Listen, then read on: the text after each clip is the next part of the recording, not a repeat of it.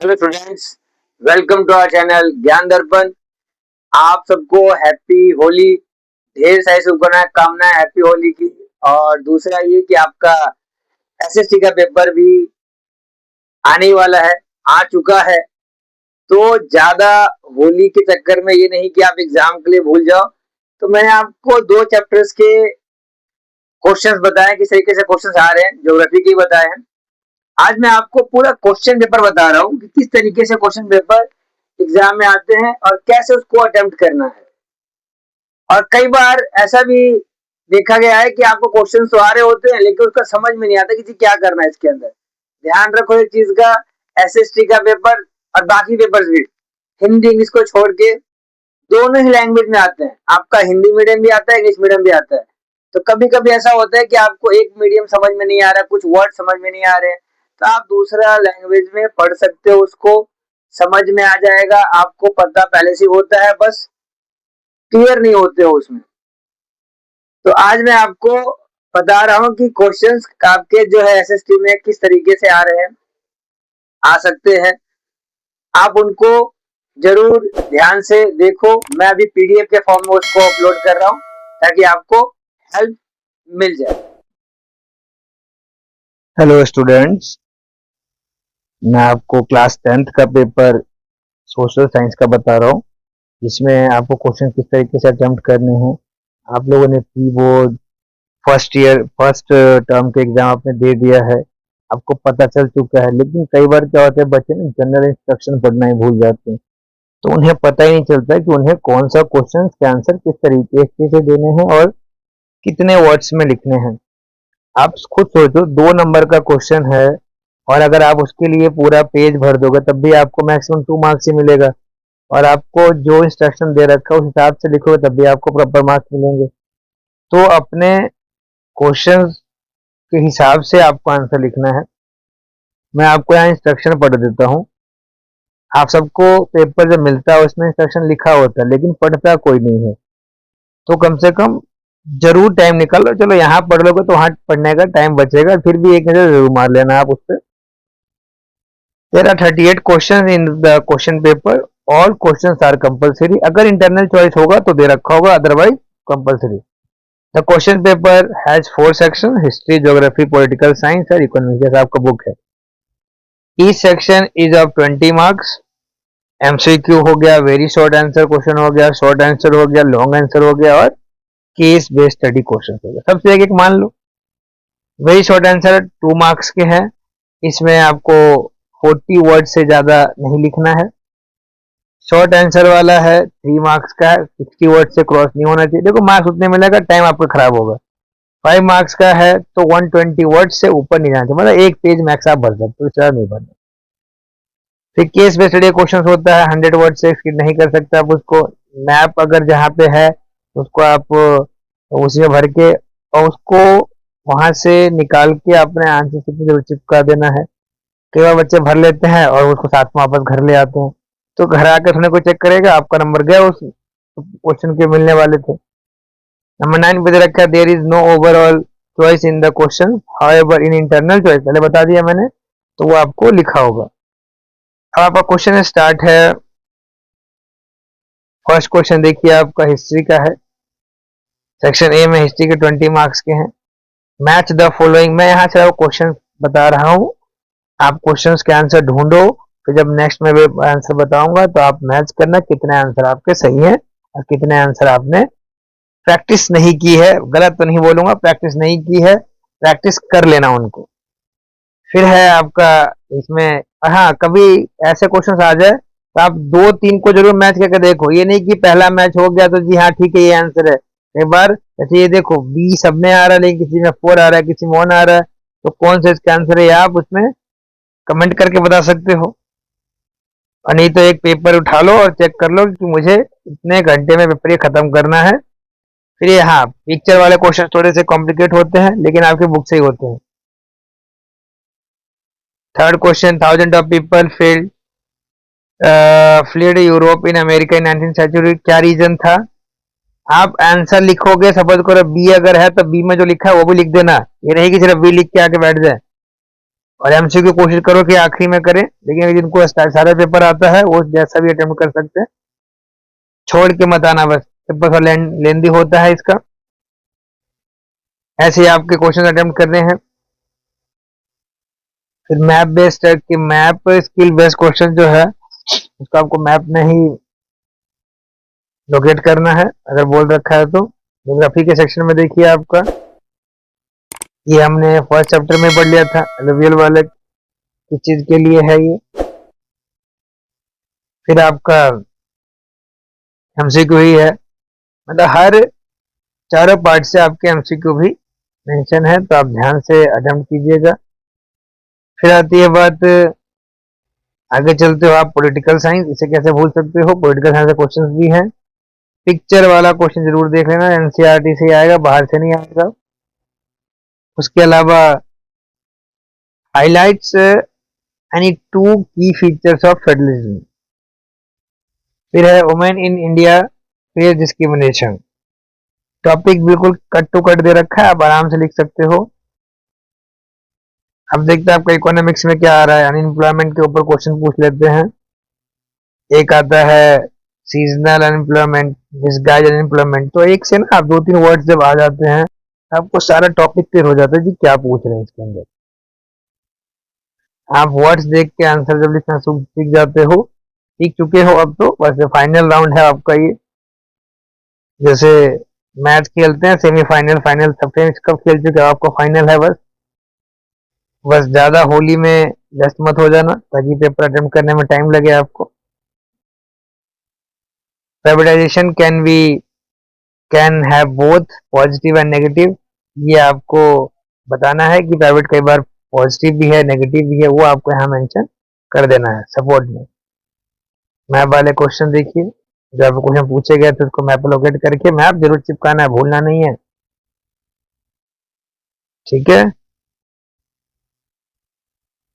यहाँ तक कर लोगे फिर आप चेक करना कि आपके कितने आंसर सही है, कितने आंसर सही नहीं हो पाए, उनकी प्रैक्टिस कर लेना है एग्जाम के लिए। ऑल द कुछ बेस्ट। ऐसे बच्चे भी हैं जो बोल रहे थे कि सर आप तो हमेशा इंग्लिश मीडियम का डालते हो, हिंदी मीडियम के बारे में कुछ बताते नहीं हो। तो मैं आपको इसमें हिंदी मीडियम यानी कि सामाजिक विज्ञान का क्वेश्चन पेपर प्रश्न पत्र हिंदी में डाल रहा हूँ, आप उसको भी देख लो। जो हिंदी मीडियम में पेपर देना चाहते हैं या जिनको हिंदी मीडियम पेपर देना है वो इसको देख लो। बात वही है सेम कि हिंदी हो चाहे इंग्लिश हो, कॉन्सेप्ट वही रहता है, बस लिखने का तरीका, लिखने के लैंग्वेज बदल जाते हैं। तो आप हिंदी मीडियम का भी देख लो अभी। हेलो माय डियर प्यारे विद्यार्थियों, आप लोग कह रहे थे कि हिंदी मीडियम में आप कुछ नहीं बना रहे हो, कुछ नहीं बता रहे हो, तो आपको हिंदी मीडियम का ही सामाजिक विज्ञान का बता रहा हूँ। चलो विज्ञान में नहीं बता पाया, लेकिन जब कभी ऐसा लगे कि हाँ सर से कुछ पूछना है कुछ बताना है तो आप जरूर कमेंट करके बता सकते हो। जरूर आपके लिए मैं अलग से टाइम निकाल के हिंदी मीडियम वालों के लिए बना दूंगा। लेकिन ये ना सोचे कि सर इंग्लिश मीडियम के लिए बना रहे हिंदी मीडियम के लिए नहीं बना रहे हैं, बिल्कुल ऐसा दिमाग में ये चीज लेके नहीं आना। अभी आप लोगों का सामाजिक विज्ञान का पेपर है, आपको उसके लिए पेपर के लिए मैं कुछ क्वेश्चंस आप लोगों ने पहले अटेम्प्ट किए हैं, आप लोगों ने फर्स्ट टर्म का एग्जाम दिया है, आप लोगों ने आपका प्री बोर्ड एग्जाम दिया है, सब कुछ है आपके पास। अब आप थोड़ा ये देखो कि आपका एसएसटी का पेपर किस तरीके से अटेम्प्ट करना है आपको। सामान्य निर्देश जो है ये हर एक पेपर के स्टार्टिंग में लिखा होता है, कैसे अटेम्प्ट करना है, क्या क्या है इसके अंदर, कितने लाइन में आंसर लिखना है। लेकिन बच्चे मेरे कई बार भूल जाते हैं, नहीं लिखते, नहीं देखते हो और धैर्य धर करके आंसर लिखना शुरू कर देते हैं। अब होता क्या है, आपके 2 नंबर के क्वेश्चन है तो आपको मैक्सिमम 2 ही मार्क्स मिल सकता है। आप चाहे पूरा पन्ना भर दो, इससे मतलब नहीं है। आपकी क्वालिटी अगर अच्छी है, आंसर की क्वालिटी ठीक है, तो आपको उस वर्ड लिमिट में ही आंसर आ जाएगा। आप चाहे तो पूरी कहानी लिखो, इससे मतलब नहीं है। तो आपको कोशिश ये करना है कि जितना हो सके, जितना पूछे से 2 नंबर का क्वेश्चन है 40 शब्द से ऊपर नहीं होना चाहिए, 3 नंबर का है 60 से ऊपर नहीं होना चाहिए, 5 नंबर का है 120 से ज्यादा नहीं होना चाहिए, 100 वर्ड से ज्यादा नहीं होना चाहिए 4 नंबर का क्वेश्चन अगर है तो। आपका ये प्रश्न पत्र जो है 4 में डिवाइड कर रखा है, इतिहास, भूगोल, राजनीतिक विज्ञान और अर्थशास्त्र, जो कि आपके सिलेबस की बुक्स हैं। हाँ, कोई मैप वाला क्वेश्चन आता है, मानचित्र वाला क्वेश्चन है, तो उसको आप ध्यान से भरना है, कौन सा पॉइंट करके भरो आप, और आखिर में उसको वहां से क्वेश्चन पेपर से निकाल के अपने जो उत्तर पुस्तिका है उसमें जरूर लगा लो। बीच में लगाना, कई बार साइड में इधर उधर हो जाता है, हालांकि ऐसा होता नहीं है, लेकिन क्यों रिस्क ले, आप बीच में लगाना। उस पर क्वेश्चन नंबर लिख देना कि ये 26 का है या 28 का, जिस भी क्वेश्चन है पूछे थे आप उसमें ध्यान से नंबर जरूर लिख देना। चलो अब बात करते हैं आपका प्रश्न पत्र की। तो इतिहास का सभी 20-20 नंबर के हैं। तो इतिहास का है, सही मिलान करना, अभी मत करना कि हाँ मिलान, यहाँ मिलान करते बैठ जाओ, ऐसा नहीं करना कि ये इसका हो गया, इसका हो गया, इसका हो गया, ऐसा नहीं करना, इससे नंबर नहीं मिलेगा। आपके यहाँ ऑप्शन लिखे हुए हैं, जो ऑप्शन सही है उस पर क्लिक कर देना और उसमें जो लिखा हुआ वो लिख देना। अगर चित्र वाला क्वेश्चन आता है, आपको नाम याद है, वेल एंड गुड, नहीं याद है तो रुक जाओ कि देखो कौन सा वाला सही लग रहा है, जो सही लगे उसके ऊपर क्लिक कर दो, आखिरी में छोड़ के नहीं आना है, ये आखिरी टाइम के लिए बता रहा हूँ। फिर आती है बात कि ऐसे आपका एमसीक्यू इस तरीके से अटेम्प्ट करना है आपको। कहीं 3 नंबर का क्वेश्चन है, मतलब है सब अलग अलग पार्ट्स में ही, अपने अपने सेक्शन में। अगर हाँ, एक चीज बता देता हूँ, अगर आप इतिहास का अटेम्प्ट कर रहे हो तो कोशिश करना है कि सारे क्वेश्चन इतिहास वाले एक साथ हो जाए, सारे भूगोल वाले एक साथ हो जाए। हो जाता है कई बार आपको कुछ, जैसे कि आपका 6 का आंसर आ रहा है लेकिन 7th का आंसर नहीं आ रहा, आपको तुरंत दिमाग में कई बार नहीं आ रहा, आप उसके जगह छोड़ दो, देख लो कितने मार्क्स का, 5 नंबर का था, इतने में आ जाएगा, और फिर अगले से स्टार्ट कर दो। ये कोई रूल नहीं बता रहा हूँ, ये सिंपल है आपका कि जो पेपर चेक कर रहे होंगे उनको एक ही जगह दिखेगा, ये इतिहास का क्वेश्चन है, ये ज्योग्राफी का है, ये भूगोल का है, ज्योग्राफी भूगोल एक ही है आपका, और ये अर्थशास्त्र का है, ये राजनीति विज्ञान का है। तो फटाफट आपको मार्क्स वहीं पे मिलता रहेगा, ऐसा नहीं कि बाद में करोगे तो नहीं मिलेगा, मिल जाएगा, लेकिन एक होता है प्रेजेंटेशन, वो तरीका अच्छा लगेगा। फिर आती है आपको भूगोल की, सेम वही वही तरीका अपनाना है आपको। जरूर मिट्टी, देखो हमने जो फर्स्ट चैप्टर पढ़ा था उसके अंदर था इसके बारे में कि किस चीज की मिट्टी में कौन सी खेती की जाती है, सब आपको लिखा हुआ है। उसके बाद आप चलते हैं थोड़ा आगे, तो आपको यहाँ एमसीक्यू के बाद कुछ क्वेश्चंस लिखे गए हैं, इधर देखिए। क्वेश्चन राजनीति विज्ञान का भी आ गया।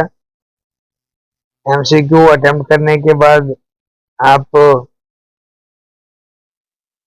24th क्वेश्चन देखो, संघवाद के किन्हीं 2 विशेषताओं के बारे में लिखिए। तो फेडरलिज्म क्या, तो इंग्लिश में, तो डायरेक्ट क्वेश्चन ही पूछा संघवाद, जो आपको इसमें इंपॉर्टेंट पढ़ रखा है, इंपॉर्टेंट लिख देना, आपको पॉइंट वाइज लिखना। जब ये 2-3 नंबरिंग आ जाते हैं तो कोशिश करो कि आप भी नंबरिंग में आंसर दो, मतलब पॉइंट वाइज करके आंसर लिखोगे, number cut to cut check होता रहेगा। भारत में महिलाओं को अनेक प्रकार के भेदभाव, नुकसान और उत्पीड़न का सामना करना पड़ता है। अब 2 पक्ष, तो आप अपने पक्ष को इतना बढ़िया लिखो जिससे कि कोई भी उसको छोड़ के आगे ना जाए, मतलब उसको मार्क्स दे के ही जाए। फिर है आपका भूगोल के बाद राजनीति विज्ञान, अर्थशास्त्र। अर्थशास्त्र को रोजगार है, अल्प रोजगार, रोजगार और बेरोजगार जब टॉपिक आपका आता है तो आपको समझ में आ जाना चाहिए कि भाई रोजगार कितने प्रकार के हैं, बेरोजगारी कौन कौन सी होती है, प्रचंड बेरोजगारी कौन सी होती है, ये सब आपको पता होना चाहिए। कृषि से रिलेटेड बेरोजगारी कौन सी है, मतलब इसमें एक अर्थशास्त्र हो गया, आपका इतिहास हो गया, इसमें तो आप भर भर के आंसर लिख सकते हो, लेकिन अपना वर्ड लिमिट मत भूल जाना कि कितने वर्ड में लिखना है। उसके बाद समाज में व्यक्तियों के समग्र कल्याण के योगदान में जन सेवाओं की उपयोगिता का मूल्यांकन कीजिए। अब इसमें देखो नंबर नहीं दे रखा है, ठीक है, तो आप उसको अपने पैसेज के फॉर्म में लिख सकते हो। जब कभी अंतर वाला बोले कि औपचारिक अनौपचारिक में, तो वहां आप कोशिश करो कि कॉलम बना के लिखो, आपको नंबर मिलेगा। वैश्वीकरण के विकास में योगदान देने वाले किन्हीं 3 महत्वपूर्ण कारकों को उजागर कीजिए। अब देखो यहाँ नंबर दे दिया है कि 3 में, तो आप 3 में है तो 3 लाइन बना के, 3 पॉइंट बना के आप आंसर लिखोगे, आपको पूरे मार्क्स मिलेंगे। फिर उसके बाद बात आती है आपका मैप वाला, मानचित्र वाला। तो जिसमें मैप और मानचित्र का क्वेश्चन लिखा है वहां पे ऊपर यहीं पे जब आप यहाँ से कट करोगे तो यहाँ पे आप प्रश्न संख्या लिखना, प्रश्न संख्या जो भी है वहां पे आप वहां मेंशन कर देना उसका नंबर, और फिर यहाँ से उसको फाड़ के आप अपने क्वेश्चन जो आपका आंसर सीखोगे उसके बीच में लगाना, थ्रेड से बांध के। एग्जाम के लिए ऑल द बेस्ट, परीक्षा की बहुत बहुत तो शुभकामनाएं। स्टूडेंट्स, मुझे पूरा उम्मीद है कि आप लोगों ने दोनों ही लैंग्वेज में क्वेश्चन पेपर देख लिए होंगे। जिसमें भी आपको पेपर देना है उसको एक बार दोबारा से देख लो, ताकि और क्लियर हो सको कि भाई किस तरीके से क्वेश्चन जो है पूछे जाएंगे या पूछे जाते हैं, और उसका आंसर किस तरीके से देना है। मैथ के क्वेश्चन को किस तरीके से अटेम्प्ट करना है। कई बार बच्चे गलती कर जाते हैं। एक क्वेश्चन होता है विजुअली चैलेंज, मतलब जो व्यक्ति नेत्रहीन होते हैं, नहीं दे सकते, मैप नहीं भर सकते, तो बच्चा कंफ्यूज हो जाता है, वो भी अटेम्प्ट कर देता है। इतना टाइम नहीं लगाना, वो आपके लिए क्वेश्चन होता ही नहीं है। तो ध्यान से आपको क्वेश्चन पढ़ना है, ताकि आप तरीके से जो पूछा जाए उसी का आंसर दो। ज्यादा आंसर दे दोगे तो नंबर तो आपको उतने नहीं मिलने वाले। बाकी एग्जाम के लिए ऑल द बेस्ट, और नेक्स्ट वीडियो में मैं आपको इसका सोल्यूशन देने वाला हूँ। तो नेक्स्ट वीडियो पे भी बने रहो, और अगर लाइक नहीं कर रखा, सब्सक्राइब नहीं कर रखा, तो please like, subscribe and share your channel Gyan दर्पण।